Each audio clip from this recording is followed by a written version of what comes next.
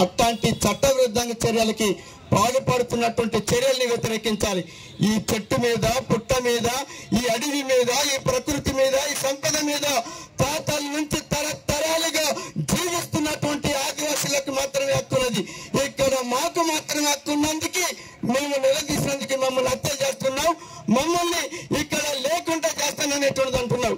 నీ తరం కాదు, నీ అబ్బతరం కాదని చెప్పి ఈ సభాముఖంగా హెచ్చరిస్తున్నాం.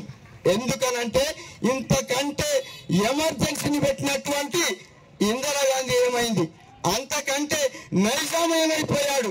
ఇట్లా ప్రజల మీద కత్తిగట్టి ప్రజల మీద రొమ్ములడ్డినటువంటి ఏ ప్రభుత్వం కూడా చరిత్రలో నిలబడలేదు, కాలగర్భంలో కలిసిపోయింది.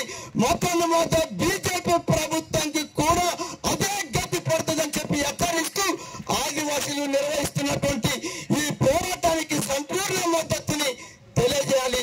దేశవ్యాప్తంగా అన్ని వర్గాల్ని కూడగట్టేటువంటి వైపు ఈ సభ తోడ్పడాలని కోరుకుంటూ ముగిస్తున్నాను.